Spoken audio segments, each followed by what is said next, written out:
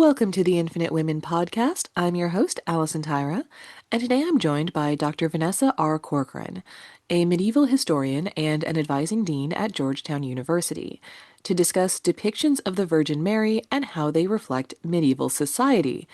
And I have to say, I feel like no other woman has been the subject of so much artwork, but I also don't know that I've ever looked that closely because they're so common that, at least for me, I tend to overlook them. Right. So you have the Virgin Mary, Jesus's mother, the most painted woman in history, the most written about woman in history. But in the Bible, there are only four passages in which she speaks. And from less than 200 words, we have this very complex Jewish woman reused and is within the Catholic faith, but Mary also has her own chapter in the Quran. We have a pop star named after her, and it's really hard to imagine a world without Mary. Yet the woman herself is someone that we know not a lot about, at least in the traditional sense. And so when I was in graduate school, I was really intrigued by, how are these small fragments able to produce so many diverse, colorful representations of her? So what I usually do when I am talking about Mary, I talk about these four passages to start off with. So three come from the Gospel of Luke and one comes from the Gospel of John. The first is the Annunciation, where the angel Gabriel appears to her and announces to her that she will bear the Son of God. And she accepts. This is sometimes referred to as the fiat. The Annunciation image is one of the most common depictions of Mary. The second is the Magnificat, where Mary and her cousin Elizabeth meet, and this is sometimes referred to as the Visitation. And the greeting between the two of them is the origin of the Hail Mary or Ave Maria prayer. The third happens not during the Nativity, but once Jesus is a little bit older and is lost in the temple, and Mary and Joseph are looking for him. And Jesus says, "Why wouldn't you look for me here? I'm in my Father's home." So wait. She's not mentioned in the birth of Jesus scene. Nope. So she is obviously listed as being there, but the Nativity, not only just referred to a lot in scripture, but is the foundation for one of the most popular holidays in the world, is merely a presence, a passive, serene presence. But there's no text associated with Mary at the birth, neither for Joseph either. Yeah, but she was a Um, much more active participant. I think we can all right, agree right, in that right. situation. Yes. Not to get too far ahead is this is a problem for some people is saying like, well, what would she say in this instrumental moment? But that gets to be a post-biblical explanation. So, all of these, the beginning of Jesus's life, we know she's there. No words are present. We have angels singing. We have records of that and the shepherds and things like that. But um, no Marian speech, as I refer to it. And then, there's a lot of gaps of Jesus's life. And we flash forward to the wedding at Cana. So this is the Gospel of John. And they have run out of wine. And Mary approaches Jesus and says, they have no wine. And he is frustrated and he says, "Woman, it is not my time yet." And she goes to a waiter and says, "Do whatever he tells you." And ultimately, this is the first public miracle of Jesus, the changing the water into wine. And later medieval sources really do credit Mary more in this for this prodding, that it's at her urging that Jesus begins his public ministry. And that's it. One, two, three, four. So, of course, we have the crucifixion of Jesus, the passion of Christ, and the resurrection. We know Mary is there, but again, at the brutal torturous death of her son, there's no textual speech associated with it, nor at the resurrection. And some medieval theologians say that this is because Mary, from the beginning, understood all of the events that would took place. And so she's not speaking at the crucifixion because she knows eventually he's going to rise from the dead. She's also listed at being present when the Holy Spirit descends upon all of the apostles. And we actually have a lot of images of Mary in the middle amongst all the apostles, which I think is really important. There are many titles attributed to Mary: Queen of Heaven, Mother of Mercy, but one that I really like is Magistra Apostolorum, teacher of the apostles, because the idea is that Mary has had more knowledge of Jesus's ministry than they have, and it is her role to help guide them in understanding then what the early church is supposed to look like. But that's it. So we have these four passages, and that has been enough to provide a framework for imagining what Mary looks like, behaves. But for early Christians, that also wasn't enough. So we have these post-biblical texts, these apocryphal sources that were written shortly after the canonical Gospels, but are not part of the canon, yet they still influence a lot of church teaching and church practices. So this is actually where we learn about Mary's parents. They're not named in the Bible, but they're named in these early Christian sources. And her parents have a feast day. So even though again, they're not canon, but they still inform a lot of church practices. And these sources say, hey, let's take actually a closer look and imagine what Mary's life happened before Gabriel appeared to her. And so they provide us with early accounts of what Mary's life looked like, what her parents' life looked like, what she looked like, and how she acted as a child, what happens before the Annunciation takes place. So wait, how much of this do we think is accurate versus how much is basically fanfic? Close fanfic, first generation fanfic. It's close enough that again, it still influences church teaching and a lot of church practices. So there are two apocryphal sources that really provide us with a framework of Mary's life. One is called the Proto-Gospel of James, and one is the Pseudo-Gospel of Matthew, which is a 6th century text. So again, we've got centuries, distance between these sources, um, but authors in the Middle Ages then keep reusing and reusing these stories and holding them up as central texts in addition to the Bible. Again, if we go back to the nativity scene, for example, there's no mention of animals present in the nativity story in the Bible. It's not until this 6th century text. And I mean, logically, you could say, yes, of course, if we're talking about a major scene, that implies the presence of animals, but they're not formally listed until the 6th century. You can't imagine a nativity image without them, right? But what I really enjoy about looking at these apocryphal sources is they start to insert more of a voice for Mary. And we get to see more of what her marriage to Joseph looks like. And this really begins a long tradition of efforts to amplify Mary's voice within the Christian narrative and showing ways in which she is essential to the story of the church.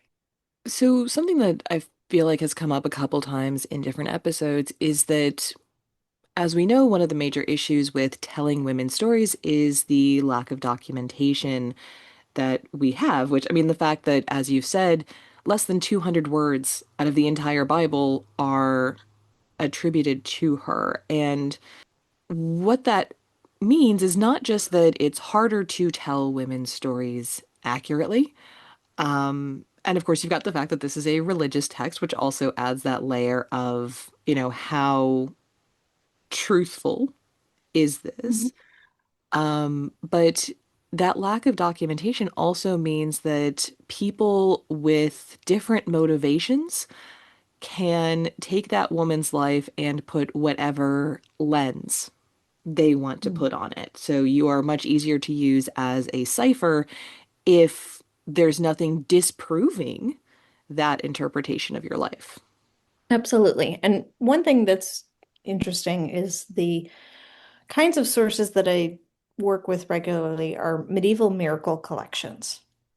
So these are compilations, usually at particular shrines. So we think of Lourdes or Guadalupe or Fatima, and there's lots of these in medieval Europe as well, where pilgrims go to these churches seeking some sort of intercession. In my work in turning to Mary for intercession and seeking maybe healing from illness, maybe dealing with poverty, family crises, famine, natural disasters. And upon Mary's intercession, there are these scribes present who are collecting stories from people. Oh, I was healed from leprosy after I prayed to Mary. My son almost drowned, but I prayed for Mary's intercession and he was saved. So they're compiled in these different Marian stories, and it's almost like a two-way window. You can read these sources to learn about the people who sought Mary's intercession, but we also have how they describe Mary.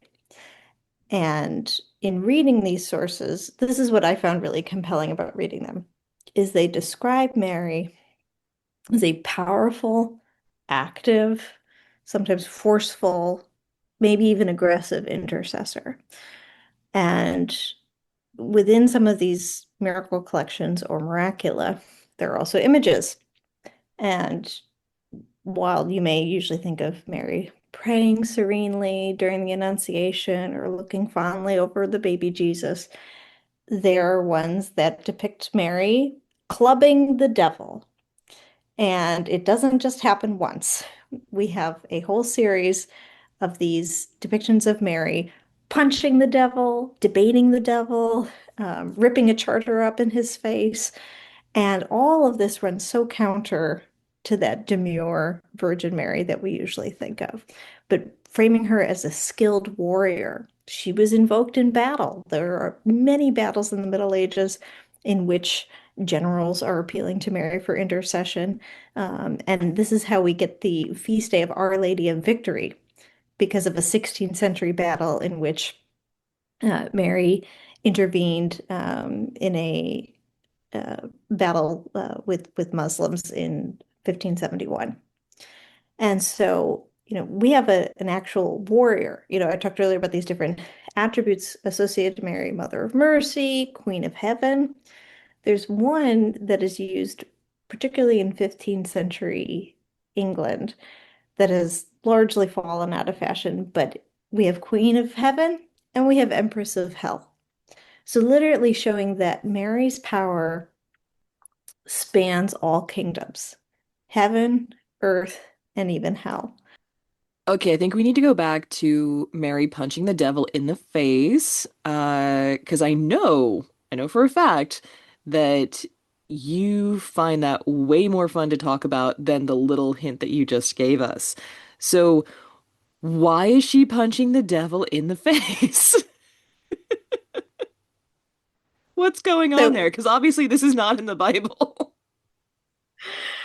so medieval theologians thought about Mary in ways different than we do. And they imbued Mary with this incredible power to influence the highest heights and lowest depths of the afterlife.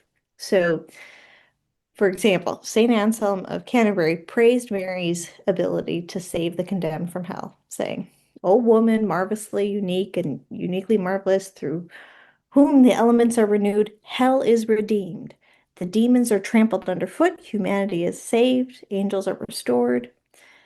Another, named Conrad of Saxony, praises Mary's extensive power, noting, "You're a wonderful warrior. Every soldier of the evil spirits is put to flight before your face." We have a 13th century Pope, Pope Honorius III, who addresses Mary's power against the devil in a sermon on one of her feast days, the Feast of the Assumption, saying, "For the demons, Blessed Mary was terrible as an army arrayed for battle. And they frame all of this, they frame Mary as this skilled warrior who's able to vanquish the devil. And while there are different miracle stories that we can talk about, throughout the Middle Ages, there's actually one that is retold again and again. And, again, we tell stories again, right? We sort of tweak the ending a little bit. But there's a medieval popular legend of Theophilus. It's a 6th century story and has been reworked countless times. It really provides the basis for the Faust legend. A cleric named Theophilus makes a pact with the devil and renounces Christ and Mary in a contract written in his own blood. But he ultimately recognizes the error of his ways and seeks Mary's intervention to overturn the agreement. And Mary tears up the contract and saves Theophilus's soul. So it's retold many times, and she's not just using her words for condemnation. Sometimes she's also issuing corporal punishments as well. So we have this both in written form and in these images as well. And so there's one 12th century story that I like to tell. This is William of Malmesbury. And so these stories are also copied out again and again. So this is all pre-printing press, but the fact that authors are copying and rewriting them, they're really able to be transmitted across different areas. So in this one story, Mary is beating the devil with a stick, quote, redoubling her blows and making them sharper with words. And then she says to the devil, take that and go away. I warn you and order you not to harass my monk anymore. If you dare to do so, you will suffer worse. So, like, these are major threats. And if you were to hide and say, yes, that saint, Virgin Mary isn't necessarily who comes to mind. You might think of Michael the Archangel instead. So is she the origin of the not today Satan meme? One assignment I enjoy doing in my Mary Through the Ages class is I have students make a Mary meme. And it's a really fun way at getting at like all of these different complex theological issues and seeing them in meme form at the end of the semester. Excellent. But then also ways where we look at Mary skillfully debating with the devil. So there's one collection called the Gesta Romanorum, the Deeds of the Romans, where Mary commands the devil to release a woman from his clutches, saying, you devil are a most wicked thief. And we have images of this as well. And Mary is the commanding figure. She raises her hand as if to dismiss him, and her imposing authority ultimately triumphs. And so it's really interesting again. We're not always looking at Mary acting as the mother of mercy.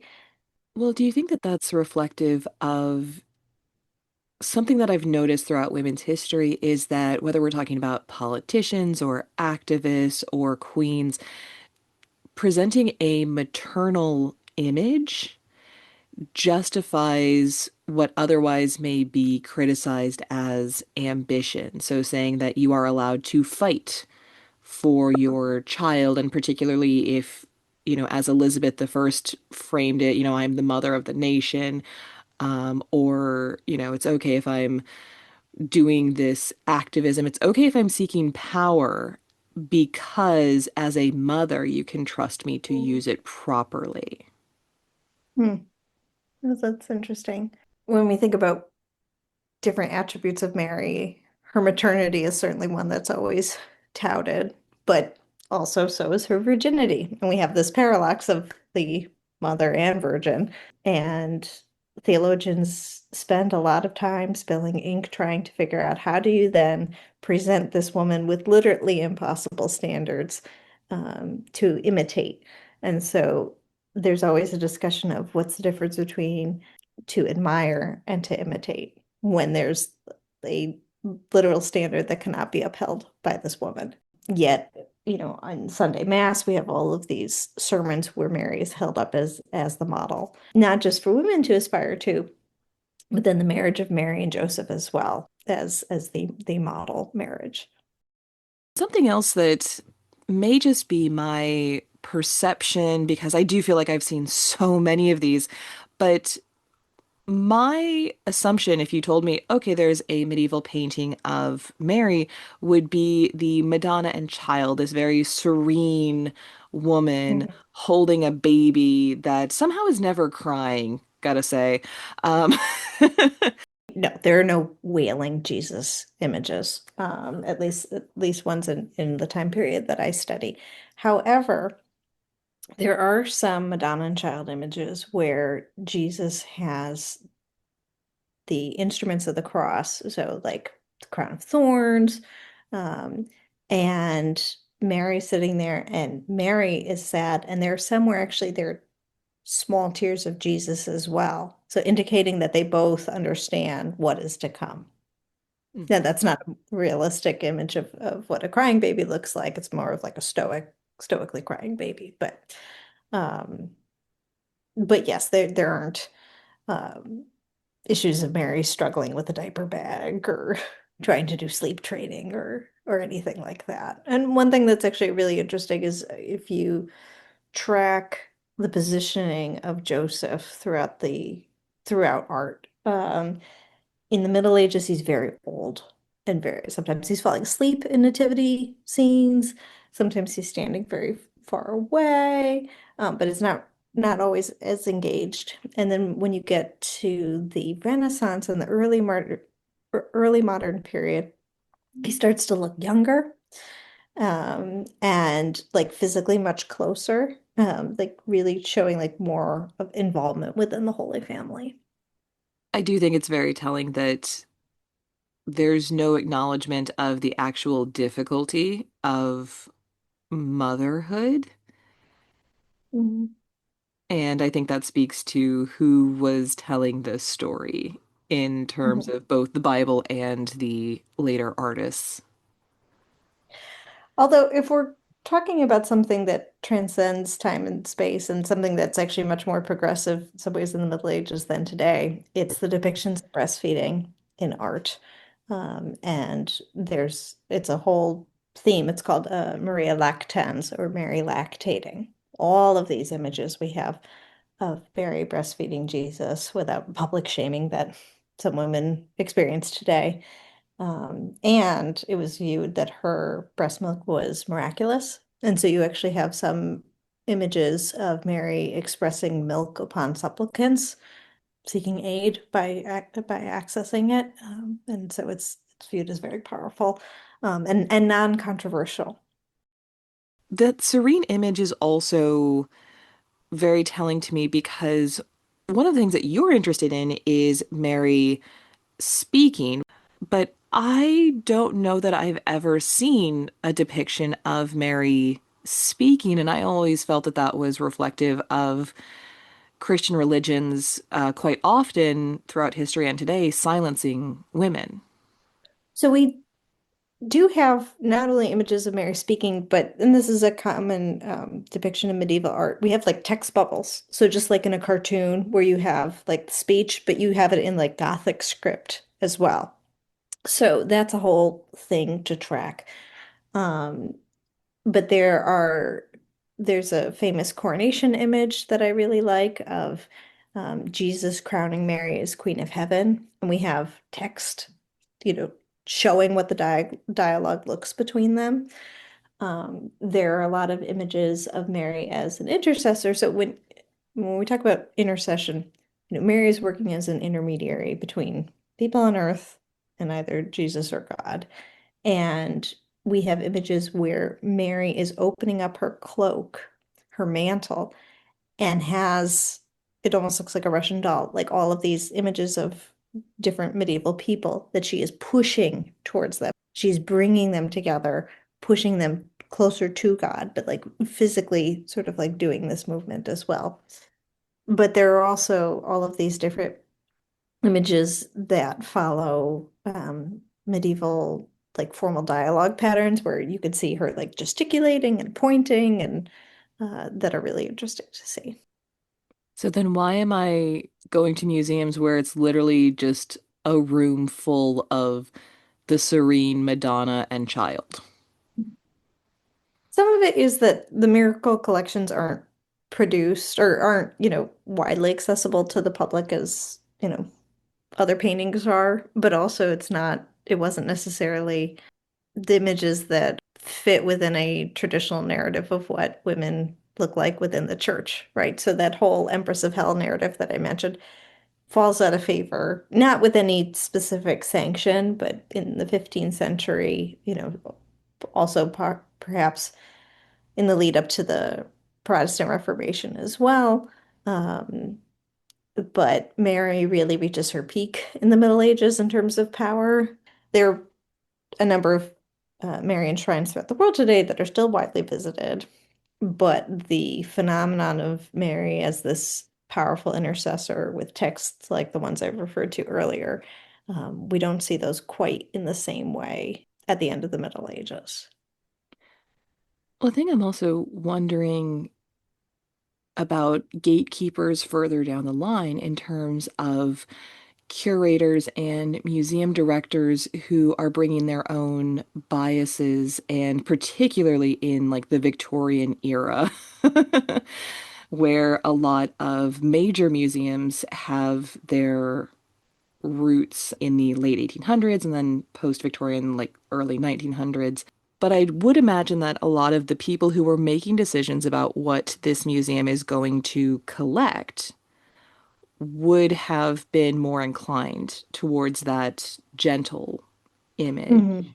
of Mhm. her. And then later on, I would imagine future curators and directors saying, we've already got a bunch of these, and we don't necessarily need to diversify the collection in that direction because there's so many other artists of color, women artists. There's other priorities that if you're looking to diversify your collection, I could see why this would not necessarily be top amongst them. So I'm just thinking about Mhm. how what we're shown reflects not just what people created in the first place, but also what the gatekeepers then thought you should be seeing.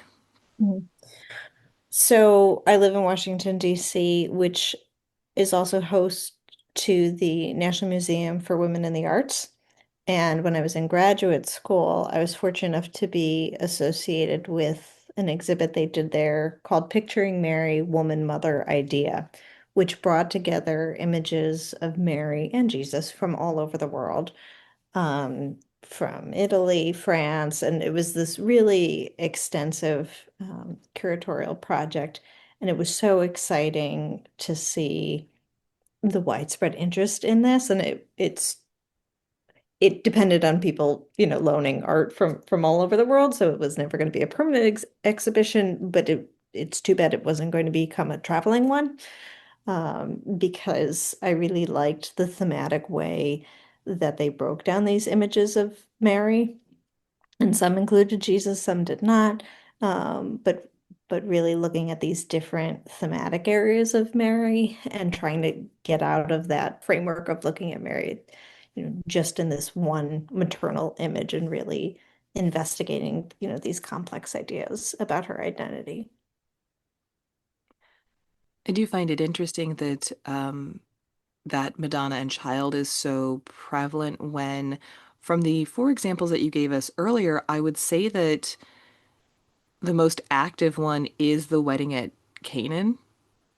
And so the fact that what we're actually seeing is a relatively passive, because again, as you said, she's not struggling in these images. She's just chilling with her baby. A very calm, quiet baby. Well, I think that's why, again, looking at these different medieval devotional sources that do imagine what Mary said. They're also really telling for looking at like passion narratives. So this is a whole genre of sources that take the story of the Passion, which we have, biblical texts to provide an initial framework, but saying what did Mary say? What else did Jesus say up on the cross? But how does Mary at the foot of the cross, also alongside Mary Magdalene, process this torturous death of Jesus and its ensuing aftermath? There are also, again, as much as we talk about the serenity of the Madonna and child images, Jesus's mother in many cases looks stoic at the Passion as well. And whereas Mary Magdalene is seen sometimes like clutching the cross or, more like lamenting. But there are also some images of both Marys during the crucifixion wailing. And it's a very powerful thing to see, like essentially a silent scream. But there's this enormous statue that's probably about the size of my office that has six different women uh, during the deposition of the cross screaming at Jesus's death. And I find that very powerful because it's way more dynamic than a lot of the static images we see. That is one of the, what I would say, contradictory aspects of Christianity throughout history is that women are very present and active in the Bible. And yet, most Christian religions have power structures throughout the centuries and often still today that actively keep women out of leadership roles and also actively work to minimize or shift the narrative on someone like Mary Magdalene, I would say, is probably the best example where she has very much been presented as a slut, I'm gonna say. I really don't know that there's any other word that you can describe how she's been presented, but my understanding is that she was actually a wealthy woman who was basically like a benefactor. Like several of these women were essentially benefactors financially supporting Jesus and the other disciples to do this work in the first place. So not only are they not having that basis for slut shaming, which Mhm. shouldn't be a basis even if you are a bit freer with your favors, shall we say. Um, but these are actually women who had a position of power who were enabling this work to even happen because you got to eat. And Jesus can't be making loaves and fishes every day. I assume. I don't know. So it's interesting that when you talk about Mary Magdalene, because Mary Magdalene is also the first witness to the resurrection. And like I said earlier about Mary being referred to as Magistra Apostolorum, teacher of the apostles, Mary Magdalene is referred to as Apostola Apostolorum, apostle of the apostles. And in being the first witness to the resurrection, women being the first witness to the resurrection and spreading that news then to Peter, Mary Magdalene begins to be used as a preacher. And there are all these sermons that frame her not, as a sex worker or as you said, with slut shaming, but as a preacher spreading Jesus's ministry. And so you have these two women present, the birth of Christ and at the resurrection. The entire narrative collapses if you remove women from the story. And that's its own kettle of fish to discuss. But Mary Magdalene, just like the Virgin Mary, is a complicated woman. And there are three different Marys within the Bible that ultimately Pope Gregory the First in the 6th century states this is the same woman. So it's not saying, if we look at the Bible, it doesn't say like Mary Magdalene in the clearest way that we now commonly associate with. But there's this sixth century homily in which Pope Gregory says that they're all one and the same. So we're really depending on that framework for understanding who this woman was. And again, this is a later man's interpretation of scripture, but it might not even wholly represent one woman's story. And we're talking also about just women in the Bible in general and sort of misattributed and most attributed. I would argue the Virgin Mary is one of the most famous women in the world. And I spoke earlier about the 200 words attributed to her. No woman in the New Testament speaks that much.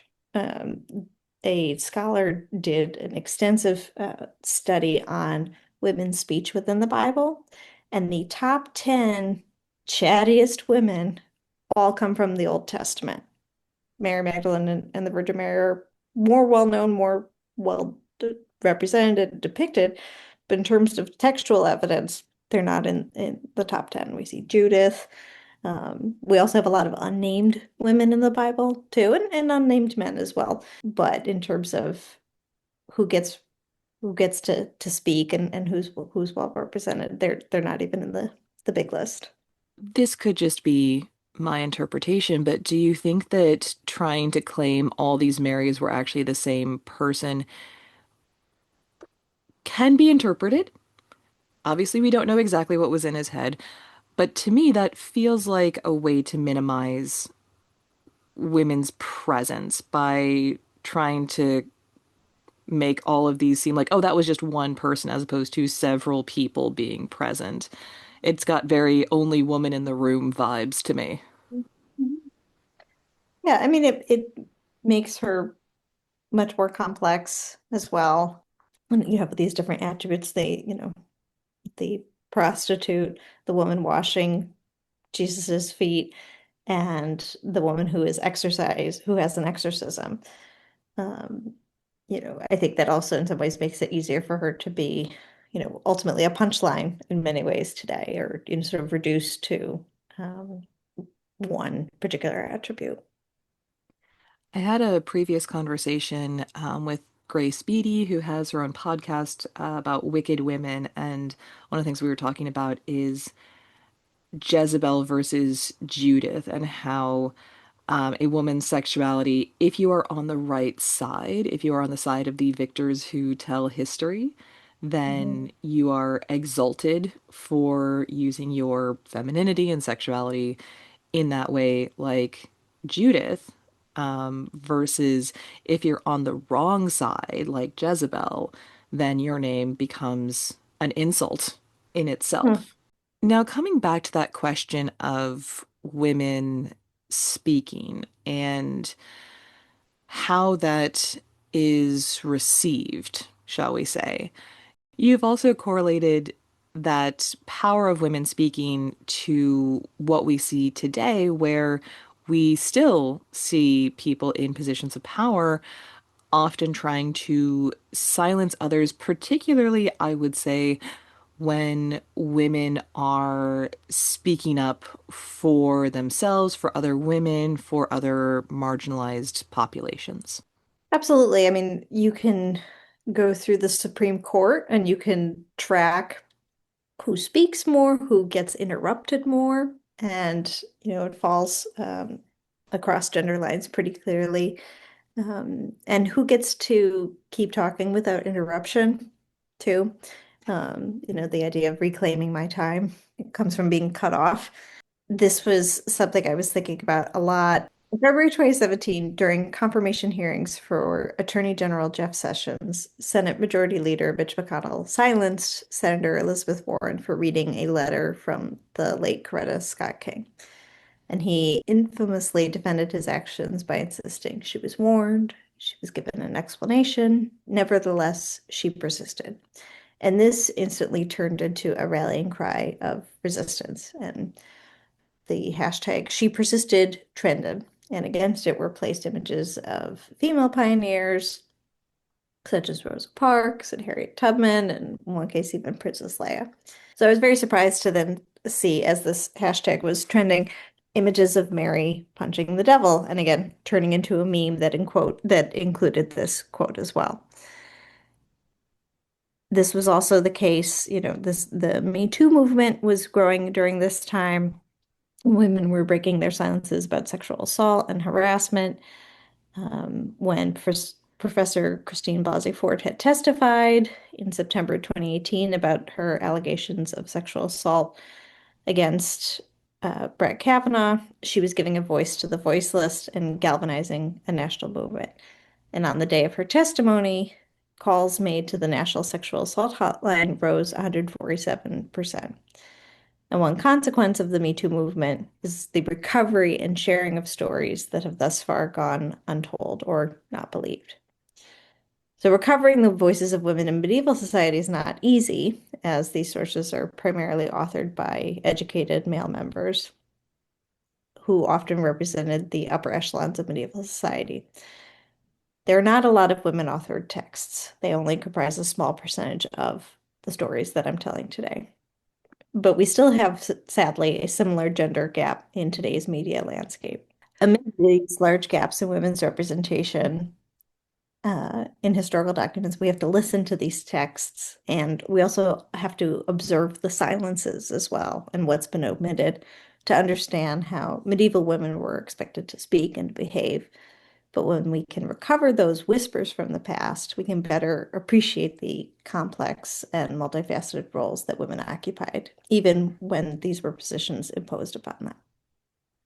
So, why does this matter today in terms of obviously this was centuries ago and hopefully we've come some distance. I wouldn't say we've come far enough from the kind of things we're talking about, but why should this matter to your students, for example? So, as a medieval historian, I find myself often arguing for relevance or answering the so what. This is things that happened centuries ago. How does this matter? To think a little bit more broadly, I also teach a lot about the medieval plague. And for a long time, that was met with a lot of skepticism from students and reactions about people responding to different accusations of what caused this plague to spread. People blamed Jews for spreading the plague in the Middle Ages. Some were flagellants who whipped themselves and said that this was God's wrath for us. And once the COVID pandemic happened in 2020, there was a lot more understanding from students about the medieval reactions because we were watching society have similar reactions. So Mark Twain had said that history doesn't repeat itself, but it often rhymes. And we were living through a rhyming moment. But you also, for the sake of the Virgin Mary, you can't escape her in our world today. A Hail Mary is a phrase in sports or in any sort of long attempt. Beyonce did a maternity photo shoot looking very similar to the Virgin Mary. The 2018 Met Gala on Heavenly Bodies in the Catholic Imagination used a lot of Madonna images.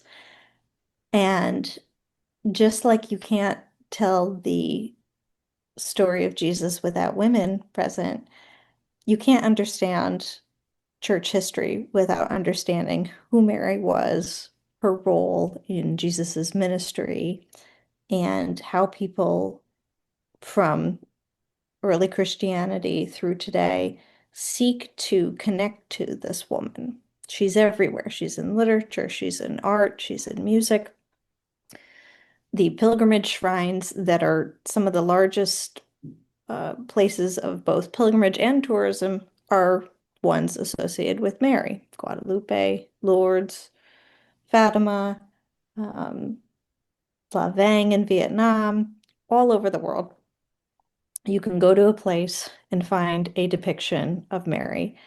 And when you recognize the integral role that she plays in our societal framework, you have to keep asking more questions about her. So, apart from obviously, there is a vested interest on the part of any Christian institution. So, like you mentioned, Vietnam, I would guess that there were missionaries involved in that one. And particularly in early Christianity, there would have been value in sort of appropriating any divine female presence that may have already existed in those spaces and saying, okay, this is Mary now. But apart from the religious aspect, what are other factors that you see as contributing to just the sheer volume of representations that we have of Mary? Because as you said, I mean, she is everywhere. Approachability. Everyone has a mother. And I think it is that maternal connection that people can relate to. And seeking out that sort of comfort and care is biological. And I think there are other aspects of Mary that are certainly important, but I think from an innate perspective, I think that's what drives people is to seek that sort of maternal care. There's an artist named John Henry who created a photo series called Stranger Fruit, and it is depictions of Black women and their children, often in Madonna and child images. And it was created in the wake of the Black Lives Matter movement. And it shows women holding not just young children, but in some cases, teenagers or older children in very similar Madonna-esque positions, but in response to the Black Lives Matter movement and issues with police brutality. And it was really stunning to see that and to look at that again as a continuation of some of these ideas. We can look at an image of a woman holding her son and see connections to the Virgin Mary because it is so prevalent. The Pietà image of Michelangelo that's in St. Peter's, we can see images very similarly in these modern photograph series of Black women holding their children, concerned that they too will be subject to police brutality.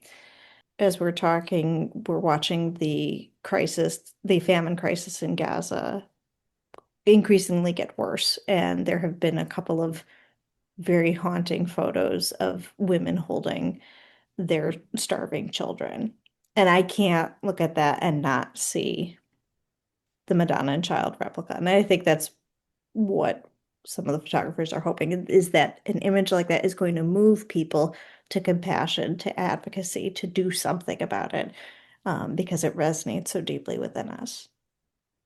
Join us next time on the Infinite Women podcast, and remember, well behaved women rarely make history.